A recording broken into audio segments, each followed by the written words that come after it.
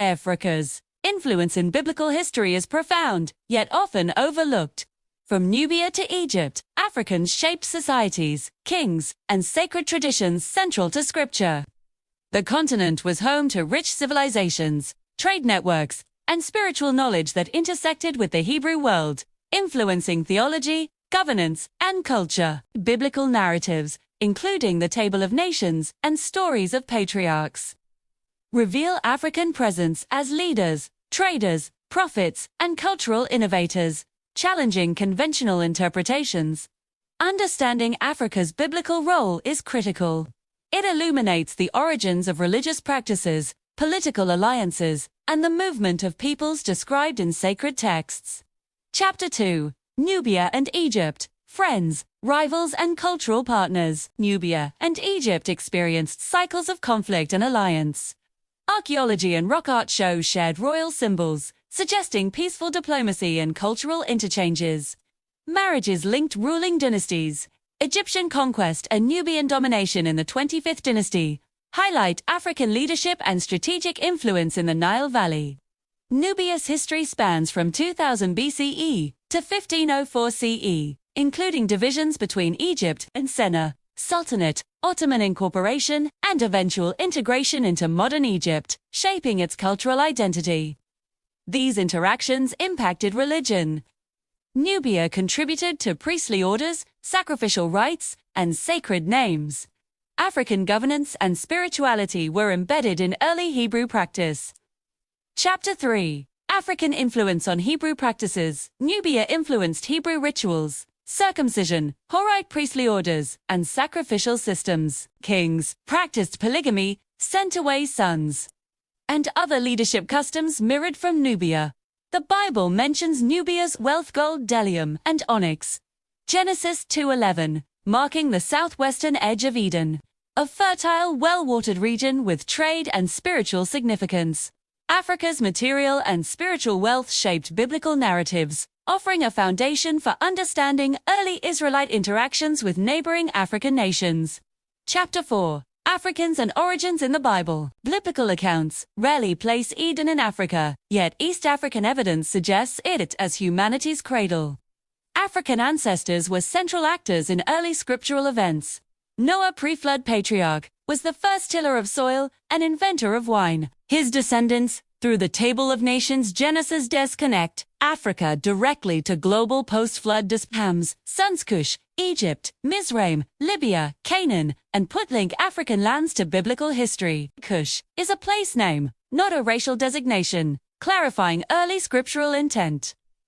Chapter 5. Misinterpretations, Ham, Cush, and the curse. Hellenization equated Cush with Ethiopia, later used to justify racialized slavery. Noah's curse is ambiguous. Scholars debate whether Ham or QAnon was affected. European slaveholders exploited this misreading, distorting African biblical roles. Yet Nimrod, Cush's son, established empires in Nineveh and Babylon, showing African agency and leadership. Africans in scripture were not passive. They shaped civilizations, ruled territories, and influenced theology, contradicting later racialized misinterpretations. Chapter 6. Egypt, Nubians, and Biblical Events. Egyptians enslaved others, but African alliances shaped strategic outcomes. Nubians assisted Israelites against Assyrians, reflecting African authority in regional geopolitics. Moses married a Nubian woman. Criticism from Aaron and Miriam resulted in divine intervention, demonstrating biblical recognition and validation of African participation in sacred history. These accounts reveal Africans as decision-makers, defenders, and cultural contributors in Israelite narratives, challenging narrow historical views. Chapter 7. Jewish Traditions and African Influence. The Midrashim and Babylonian Talmud interpreted blackness as a curse, but historical records suggest mistranslation and reinterpretation. Africans' influence persisted. The New Testament features Africans as well. Jesus spent childhood in Egypt, possibly among Jewish communities in Alexandria. Simon of Cyrene, an African, carried the cross. These narratives illustrate African participation in pivotal religious events, not merely as background actors but as integral contributors to sacred history. Chapter 8. The Queen of Sheba, African diplomacy. King Solomon's wisdom attracted the Queen of Sheba, traveling to Israel with gifts. She exchanged knowledge, demonstrating African intellectual and diplomatic influence on Israelite society. Ethiopian tradition identifies her as Makeda. Her son Menelik returned to Ethiopia with priests and the Tibet, the Ark of the Covenant, solidifying African spiritual and political prominence. The narrative underscores Africa's centrality in biblical history, showing African leaders shaping theological, political, and cultural developments in Israel. Chapter 9. Sheba, Geography and African Influence. Sheba's location is debated: Yemen, Nubia, or Ethiopia. Jesus called her the Queen of the South, emphasizing her origin from the ends of the earth. Ancient African and Arabian populations interacted across the Red Sea, blending cultures, trade, and knowledge. African influence was significant in biblical-era diplomacy and religion. Christianity entered Ethiopia early, linked to Apostle Matthew, solidifying African participation in both Judaic and Christian traditions, centuries before European influence. Chapter 10. Ethiopian dynasties and Christian legacy. The Zagu dynasty 1135 CE, carved churches from rock, blending local and Christian traditions. Solomonid rulers claimed descent from Solomon and Makeda, merging Israelite heritage with Christianity. Ethiopia's Christian culture thrived despite Ahmad Grani's campaigns and Gala incursions.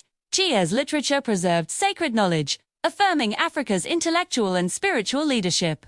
African Christianity influenced wider biblical interpretation and reinforced the continent's role in global religious heritage. Chapter 11. Beta Israel. Ethiopian Jews. Beta Israel, or Ethiopian Jews, lived in northern Ethiopia, maintaining Israelite religious traditions for centuries. They spoke Awa and Kale, distinct from mainstream Jewish practices.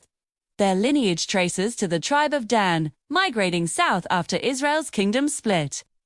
Beta Israel's preservation of faith demonstrates African contributions to Judaism across centuries. Religious persecution led some to convert to Christianity, becoming Falash Mura or Beta Abraham, reflecting resilience and continuity of African religious heritage. Chapter 12. The Ethiopian Eunuch. Christianity in Africa. A eunuch of Candace, ruler of Meroe, visited Jerusalem.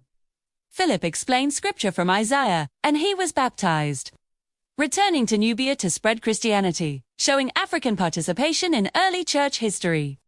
Nubian kingdoms Nabasha, Makuria, and Alodia maintained Christian culture for centuries. All Nubian, a Greek-based script, recorded literature and scripture, preserving African Christian knowledge. Chapter 13. Christianity and Islam in Africa. Islam spread across North Africa and Egypt from 1169. Despite this, Christianity persisted in Nubia and Ethiopia. African theologians, like St. Augustine, shaped early Western church doctrine. Latin and Greek dominated Christian scholarship, yet African scholars maintained interpretation, education, and preservation of biblical texts, reflecting intellectual leadership. Chapter 14. Conclusion. Africans in the Bible. Africans shaped biblical history. Noah, Nimrod, the Queen of Sheba, eunuchs, and Beta Israel demonstrate Africa's influence in theology, politics, and culture. Nubian and Ethiopian Christianity endured, preserving sacred knowledge. African presence in Scripture is central, showing leadership, faith, and cultural contributions often ignored in Western narratives.